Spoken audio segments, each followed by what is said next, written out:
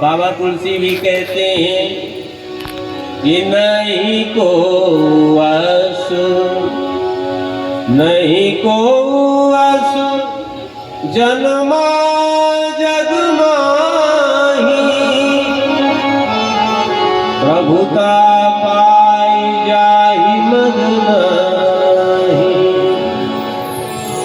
संसार में ऐसा कोई नहीं है जिसे मान प्रतिष्ठा धन संपत्ति प्राप्त हो और अभिमान से बच जाए। तो अभिमान से बचने का एक ही तरीका है कि जितने भी आप ऊंचाई में जाओ, ठाकुर जी के चरणों में मन को लगाए रहो कि ठाकुर इसमें मेरा कुछ नहीं है, तेरी ही कृपा से सब मिला है। मिला मुझको जो कुछ ये दौलत तुम्हारी, मेरा कुछ नहीं सब ये दौलत तुम्हारी। मिला मुझको जो कुछ तुम्हारा दिया है,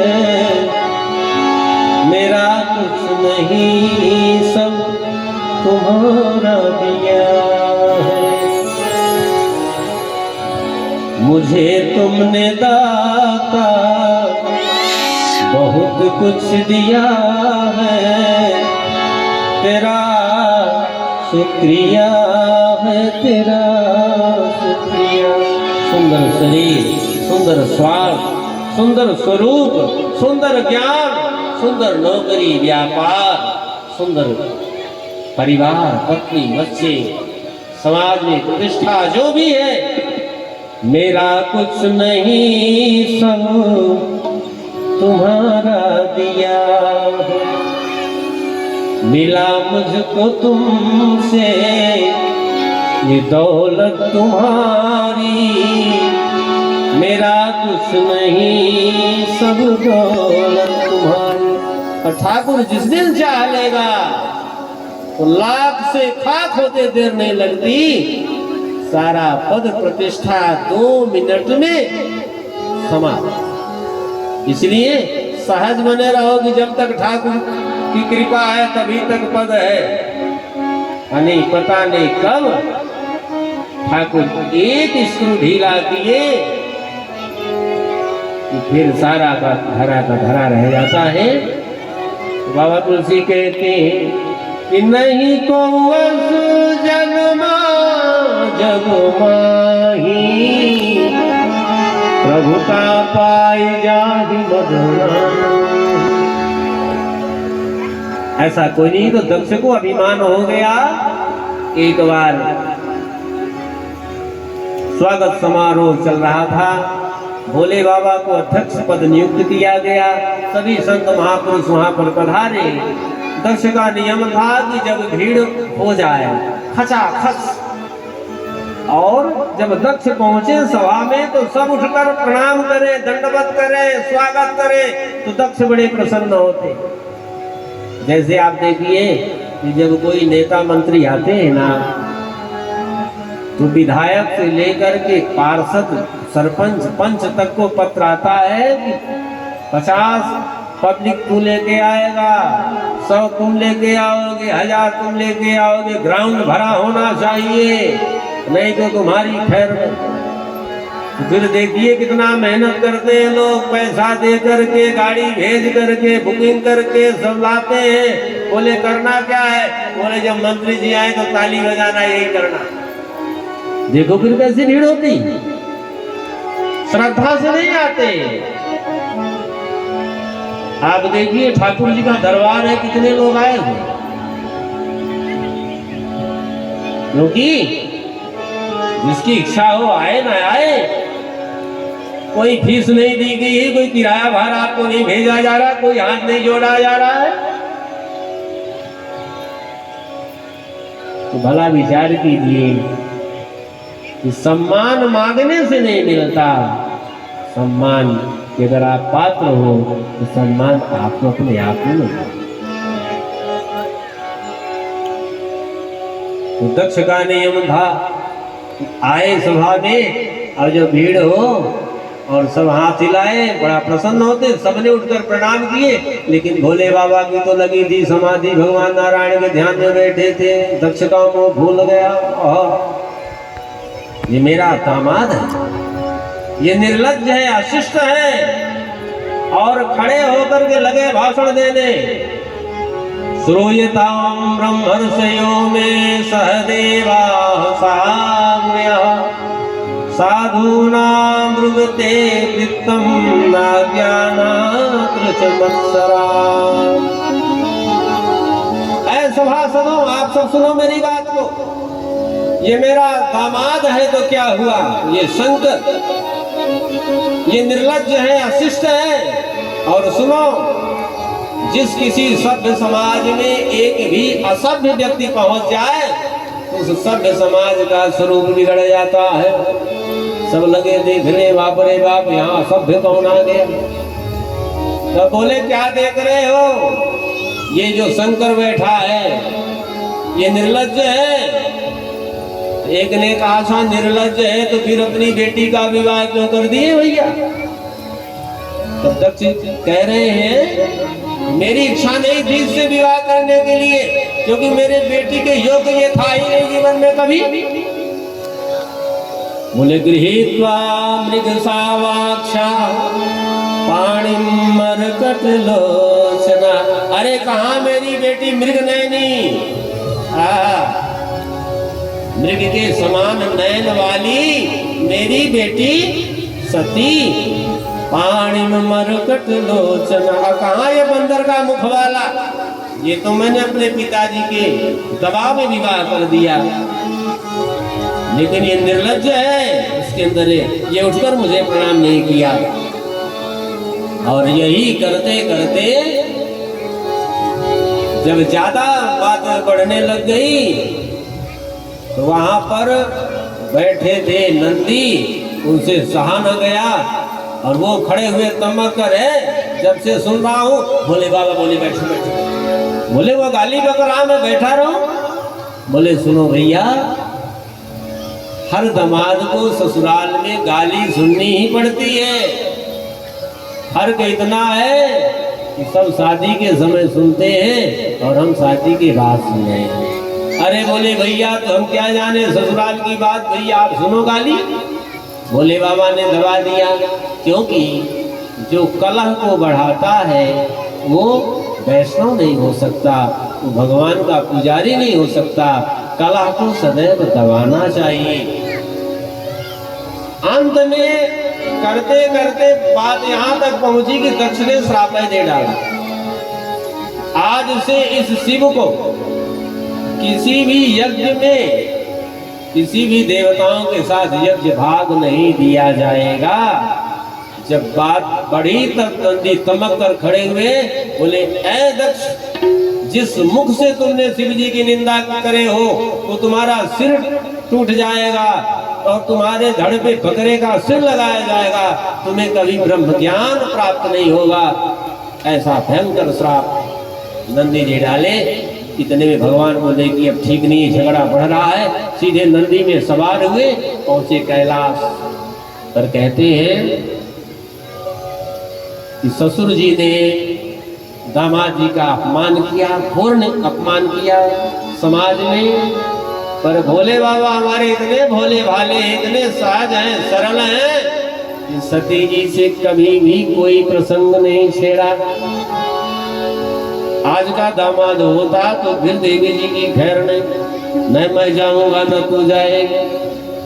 पर भोले बाबा ने चर्चा ही नहीं की। ऐसा क्यों? भोले बाबा निंदा को सहन कर गए। कौन सहेगा निंदा को? जिसके मस्तक में ज्ञान होंगी। गंगा महारानी कहाँ विराजमान है? भोले बाबा के मस्तक में। और गंगा मैया ज्ञान प्रदायिनी है। जिसके अंदर ज्ञान होगा वो विनम्र होगा। विद्या का अर्थ है विनम्रता। विद्या ददाति विनयम। तो हमारे संत कहते हैं मुस्कुरा के जिसे जहर पीना आ गया, सच पूछो उसे जहान जीना आ गया। मुस्कुरा के जिसे जहर पीना आ गया, समझो उसे जहां में जीना आ गया। तो ये जहर क्या है? ये कटु वचन, निंदा। निंदा को जो सहन कर ले, असली ज्ञानी की परीक्षा वही। तो भोले बाबा सहन करे, कभी चर्चा नहीं छोड़े। भोले बाबा जैसे सरल सहज देवता दूसरे कोई हो ही नहीं सकते। पर एक बात और जान लो, भोले बाबा जैसे सुंदर भी कोई नहीं है। उनका स्वरूप देखिए, यद्यपि संहार के देवता है, तमोगुण, लेकिन सुंदरता क्या है? कर्पूर गौरम करुणावतारम संसार सारम भुजगेन्द्रहारम। कर्पूर गौरम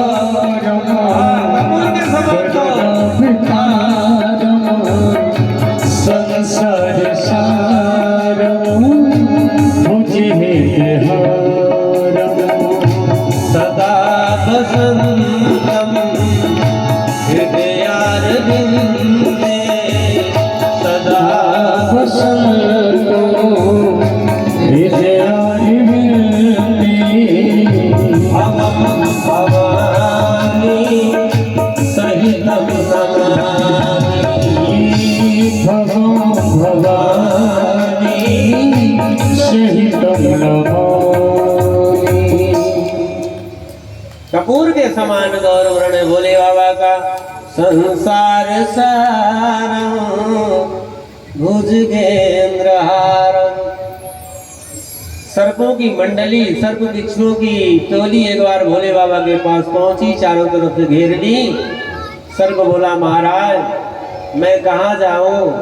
आपने मुझे नाग योनि क्यों बनाए? मैं अगर किसी भी मानव को दिख जाता हूं ना, तो लोग रोशनी लगा लगा के, ढूंढ ढूंढ करके, और मेरे मुख को ऐसे कुचलते हैं कि महाराज छुपा छुपा रहता हूं। तो भोले बाबा को दया आ गई, बोले आओ भुजगेन्द्रहार। इतने दयालु भोले बाबा हैं हमारे, दूसरे कोई देवता नहीं। हार ही बना लिया। बिच्छू पहुंची, बोले महाराज जहां भी जाती हूँ अगर किसी की नजर पड़ गई ना, वो चक्कर लगाते हैं कि जहां की तहां फिर चक्की रह जाती हूँ महाराज। तो भगवान सीधे बिच्छू को उठाए और कुंडल बना लिए। भूत प्रेत पहुंचे गवार, बम बम बम बम। बोले महाराज कहाँ जाऊं? ये प्रेत योनि क्यों बनाई? मैं किसी के घर में डेरा डालता हूं ना, कि 2-4 दिन ठहर जाऊं, लोग सीधे ले जाके पंडा बाबा के सामने पेशी कर दे। पंडा ने वो चिपटे से पिटाई शुरू किया और सीधे जमीन में गड़वा देते। महाराज कुछ लोग तो पूरी बोतल शीशी में भी बंद कर देते। तो भोले बाबा बोले, तो आ जाओ सब मेरे परिकर, सब मेरे साथ हो जाओ। इसीलिए कहते हैं, इधर दक्ष भी कहता है कि साधु नाम ध्रुवते वृत्तम नाज्ञा नात्र च मत्सरा निरपत्रा। निरपत्र यानी निर्लज्ज। तो संत वही है जो निंदा में भी स्तुति को ढूंढ ले, जो बुराई में भी अच्छाई को ढूंढे, वही है हंस, वही है संत, वही है साधु, वही है भगवान का भक्त। जो बुराई में भी अच्छाई को खोज ले। तो दक्ष कहते हैं इस शंकर को अन्य देवताओं के साथ यज्ञ भाग नहीं दिया जाएगा। तो हमारे संत कहते दक्ष ठीक कह रहा है। भाई भोले बाबा आदिदेव महादेव हैं, सबसे बड़े देवता हैं। तो जैसे घर में कोई विशेष व्यक्ति जब आते हैं तो उनको अलग से व्यवस्था की जाती है। अन्य लोगों के लिए अलग व्यवस्था है, लेकिन कोई विशेष व्यक्ति जब आ जाते हैं, कोई महापुरुष जब आते हैं, उनकी योग्यता के अनुसार उन्हें अलग आसन दिया जाता है, अलग प्रसाद पवाया जाता है। उसी प्रकार भोली बाबा हमारे सबसे बड़े देवता को ठीक कह रहा था, अन्य देवताओं के साथ क्यों अलग से दिया जाएगा। और दूसरी बात, निरपत्र निर्लज्ज, तो हमारे संत कहते निरपत्र का अर्थ है कि जिसका कोई नहीं होता रक्षक, जिसका कोई सहारा नहीं होता, उसके सहायक हमारे भोले बाबा बन जाते हैं। अब समन्ता दत्ता त्राणम रक्षणम येषां ते निरपत्रा तानि रक्षक हीनानि पातीति। जिसका संसार में रक्षण करने वाला कोई नहीं होता, जिसको सारी दुनिया ठुकरा देती है, भोले बाबा उसे हृदय से लगा लेते हैं। ऐसे दयालु कृपालु हमारे भोले बाबा। आप देखिए, भगवान राम की पूजा करिए तो हम राजाधिराज महाराज बढ़िया पोशाक चाहिए, ठाट बाट चाहिए, 56 भोग लगेगा। कन्हैया की पूजा करिए तो भैया माखन मिश्री को रास भी आ रही। लेकिन भोले बाबा के एक लोटे जल से बड़े प्रसन्न, जब चाहो हर हर महादेव, एक लोटे जल से भोले बाबा प्रसन्न। ऐसे दयालु कृपालु कौन हो सकते, इसीलिए उनका नाम है आसु तोष। क्षणे दुष्टः क्षणे तुष्टः, रुष्टः तुष्टः क्षणे क्षणे, क्षण में प्रसन्न होने वाले हैं। एक चोर चोरी करने गया, ध्यान रखिए, ये गलत कार्य करने वाले भी ये ठाकुर के पुजारी होते हैं, ये मत मानना, ये ज्यादा पुजारी होते हैं, किंतु गलत मार्ग में जा रहे हैं तो फल तो भोगना ही पड़ेगा। गलत मार्ग में जाएंगे तो फल तो भोगना ही पड़ेगा।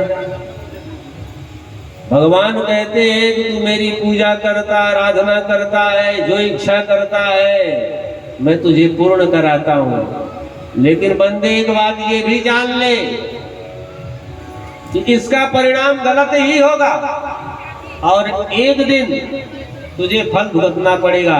एक चोर चोरी करने गया, तो जिसके घर में जाए वहीं से खटपट की आवाज आ जाती तो बेचारा परेशान हो गया, 2-4 घर गया और अंत में विचार करता कि लगता है आज बिना माल मिले ही वापस जाना पड़ेगा। ये विचार कर रहा था कि सामने एक भोले बाबा का मंदिर दिख गया, बोले बस बन गई बात। अंदर गया तो भोले बाबा के मंदिर में क्या मिलेगा, ऊपर घंटा है, नीचे त्रिशूल है। भाई राम जी के दरबार में जाए, कृष्ण जी के मंदिर में तो कुछ मिलता भी, तो बोले चलो ये घंटे काम करेगा, कम से कम 400-500 रुपए का तो हो गई करेगा। बार बार प्रयास करता लेकिन पहुंच ना पाता, जोड़ना पड़ता। तो यही करते करते भोले बाबा के पिंड में सिर में ही पैर जमाया और जो घंटे को पकड़ा, घंटा हिला बजा, भोले बाबा प्रसन्न, बोले मांग ले जो मांगना हो। चोर घबराया, अरे बोली महाराज आप मांगना भूल रहे हो। अरे बोले आज तक बहुत भक्त आए, कोई जल चढ़ाया, कोई फूल चढ़ाया, कोई अक्षत चढ़ाया, पर तूने तो अपने आप ही को चढ़ा दिया। हमारे भोले बाबा ऐसे दयालु कृपालु हैं। बोल भूत बामन भोलेनाथ की। आई कहने का भाव, सती जी से उन्होंने कभी भी ये प्रसंग को नहीं उठाया, आपके पिताजी ने मेरा अपमान किया। लेकिन दक्ष के मन में ये भाव पैदा हो गया, मैं यज्ञ करूंगा, सभी बेटियों को बुलाऊंगा, लेकिन सती को नहीं बुलाऊंगा और शिव को नहीं बुलाऊंगा, और शिव से संबंध जो भी रखेगा मेरा दुश्मन होगा, शत्रु होगा। ऐसा कुभाव पैदा हो गया। यज्ञ ठान दिया, सभी अपनी बेटी दामाद को बुलवाए, लेकिन सती और शिव को कोई आमंत्रण नहीं। जब विमान जाने लगे प्रायः जब घर परिवार में कभी कुछ गड़बड़ हो जाती ना, अपने हितैषी लोग पहले तो कभी नहीं आएंगे, जब जानेंगे कि हमारा किसी से झगड़ा है तो जरूर बार बार घर से निकलेंगे पता लगाने के लिए क्या कैसा है। आज विमान जा रहा है, सती जी जब देखी इशारा करती हैं, देवियों ने कहा तुम्हें पता नहीं है क्या, पिताजी यज्ञ कर रहे हैं। बोले चलना, बोले हमें आमंत्रण नहीं है। अरे बोले पिताजी भूल गए होंगे, चलना। सती जी के मन में एक द्वंद्व पैदा हो गया कि मैं अपने पिताजी की सबसे दुलारी, सबसे छोटी बेटी हूँ और पिताजी ने मुझे बुलाया क्यों नहीं। इतने में हुआ ये, हमारे सुखदेव जी कहते हैं कि कोटिन होत ससुराल में सुख, तौ बाप को घर ना भूलत बेटी। कितने भी बड़े घर में उसका विवाह क्यों ना हो जाए, ऐसो आराम में रहती हो, चाहे वो बूढ़ी हो जाए, लेकिन अपने पिता के घर को कभी वो भूलती नहीं। आप देखिए, अपने घर की तो बात छोड़ दीजिए, कोई संदेश दे दे तुम्हारे मायके का आया है, तो वो बूढ़ी दाई ऐसे दौड़ेगी जैसे 16 साल की अवस्था हो गई। ये है ममता, प्रेम मातृपक्ष का।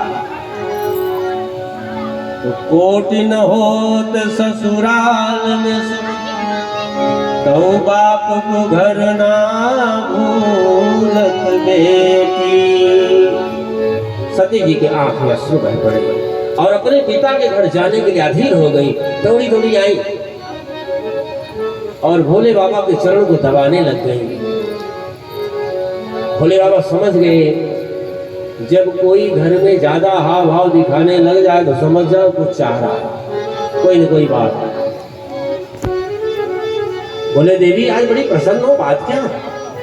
तब बोल पड़ी कि प्रजा